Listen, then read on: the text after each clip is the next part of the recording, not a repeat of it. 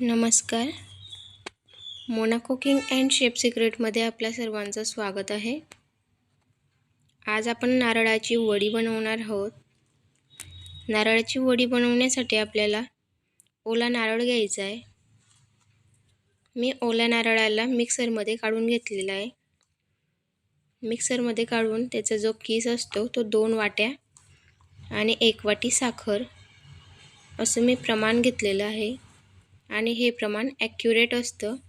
तुम्ही जर का 4 वाट्या कीस घेतला असेल तर तुम्ही 2 वाट्या साखर घ्या.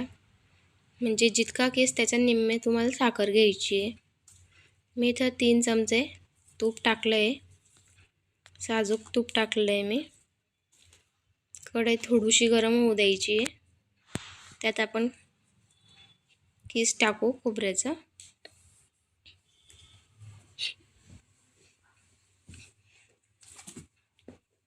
मी खोबऱ्याच्या कीसची मागची जी काळी पाट असते ती काढून टाकलेली आहे, जेणेकरून आपली जी वडी असते ती पांढरी शुभ्र दिसते, तिला काळपटपणा येत नाही. मीडियम आचेवर आपल्याला छान खोबऱ्याचं कीस भाजून घ्यायचं आहे. त्याच्यातला जो ओलावा असतो, मॉइश्चर असतं, ते कोरडं करून घ्यायचं आहे आपल्याला. जास्त वेळ नाही भाजायचं आहे, अगदी 2 मिनटं फक्त. आणि गॅस मीडियमच असला पाहिजे किंवा लो असला तरी चालेल. हाय फ्लेम करायची नाही, नाहीतर नारळाचा कीस खाली लटकतो.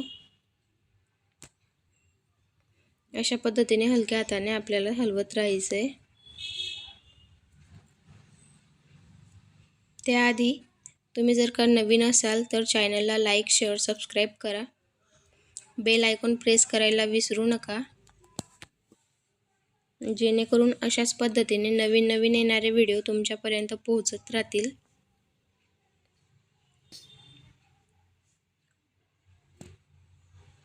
आता 2 मिनिटानंतर आपण साखर टाकणार आहोत. त्याच्यातलं मॉइश्चर गेल्यानंतर आपण त्याच्यात साखर टाकणार आहोत.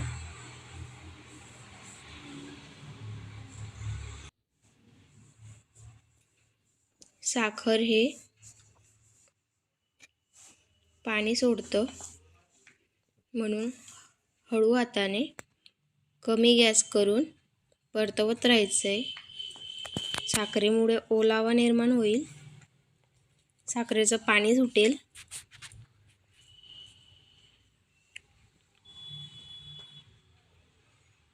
पाणी सुटल्यानंतर पुन्हा आपल्याला साखर कोरडी करायची असते. आधी आपल्याला पाणी सुटू द्यायचं आहे सगळं. त्याच्यानंतर आपण प्रोसेस दाखवू तुम्हाला.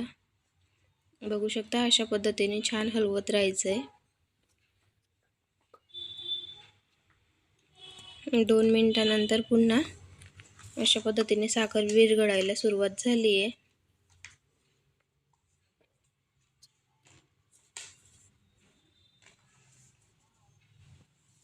छान परतून घ्यायचं आहे हळू हाताने. हलवणं सोडायचं नाही आहे, परतवत राहायचंच आहे. जर तुम्ही परतवणं बंद केलं तर ते खाली लटकेल. अशा पद्धतीने हळूहळू हलवत राहायचं आहे.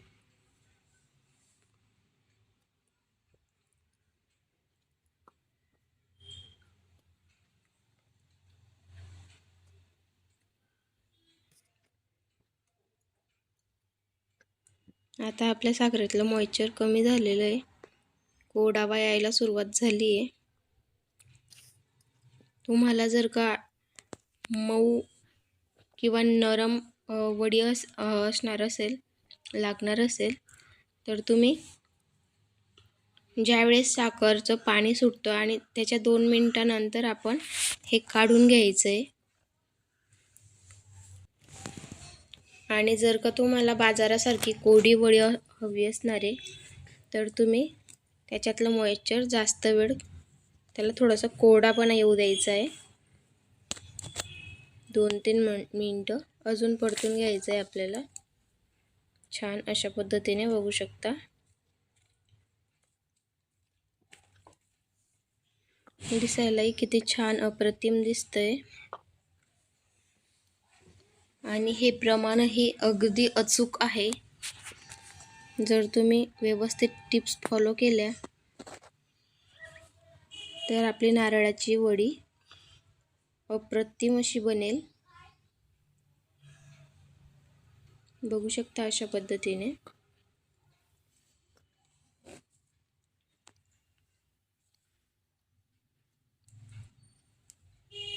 छान परतवत राहायचं आहे आपल्याला.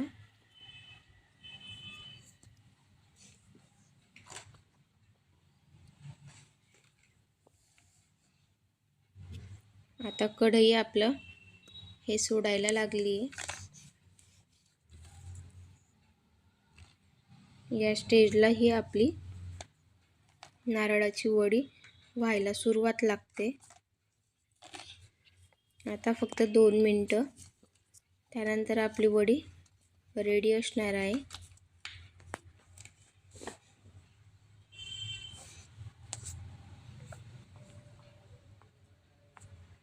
बघू शकता अशा पद्धतीने खूप छान वासही येतो आहे.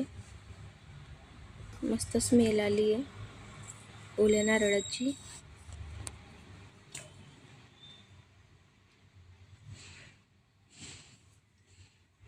दिसायलाही खूप छान दिसतंय.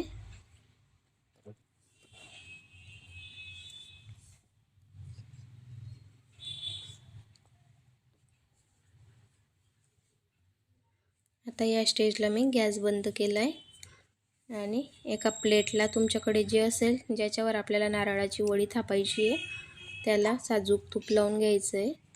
छान पसरून घ्यायचं आहे आणि मग त्याच्यात आपलं किसलेलं नारळाचं किस टाकायचं आहे. तुम्ही हे किसलेल्या नारळाचं किसूनही घेऊ शकता किंवा मिक्सरलाही काढू शकता. जसं तुम्हाला आवडत असेल तसं तुम्ही करा. छान प्लेटमध्ये थापून घ्यायचं आहे अशा पद्धतीने. खूप छान दिसतंय आणि त्याला अर्धा तास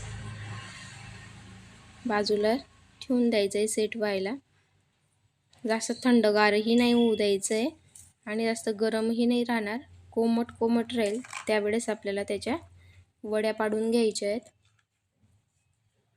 जर का थंड झालं तर त्या वड्या पडणार नाहीत आणि गरम असलं की ते सगळं तुटून जाईल. म्हणून त्याला थोडंसं सेट होऊ द्यायचं आहे. अशा पद्धतीने तुम्हाला ज्या आकाराच्या वड्या हव्या असतील त्या आकाराने तुम्ही वड्या पाडून घ्यायच्या आहेत.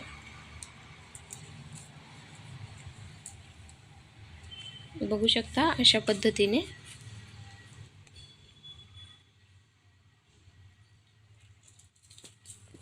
छान कापून घ्यायचं आहे. तुमच्याकडे कटर असेल तर अगदी छान, कटरने कापा. त्याच्याने छान कापता येईल अजून. अशा पद्धतीने आपल्याला कापून घ्यायचं आहे. आपला किस थोडा जाडसर असल्यामुळे त्या आजूबाजूचं निघतंय. तुम्ही जर का बारीक किस केलेला असेल तर ते निघणार नाही. बघू शकता अशा पद्धतीने किती छान दिसते, अप्रतिम. जशी बाजारात येते तशा आपल्या वड्या दिसत आहेत नारळाच्या. खायलाही अप्रतिम अशी लागते. जास्त गोड नाही, जास्त एकदम मीडियम. खूप छान. बघू शकता किती अलगद निघत आहे, तुटतही नाही आहे. खूप छान दिसत आहे. तुम्ही अशा काढल्यानंतर त्या फ्रीजमध्ये स्टोअर करू शकता. बिना फ्रीजच्या 15 दिवस आपल्या रूम टेम्परेचरवरही राहू शकता. पण जर का तुम्हाला जास्त वेळ स्टोअर करायचे असतील तर फ्रीजमध्ये स्टोअर करा. बघू शकता अशा पद्धतीने किती छान टेक्स्चर आलंय त्याला. तोडून दाखवते बघा किती छान. आहा, मस्त. बघू शकता किती छान.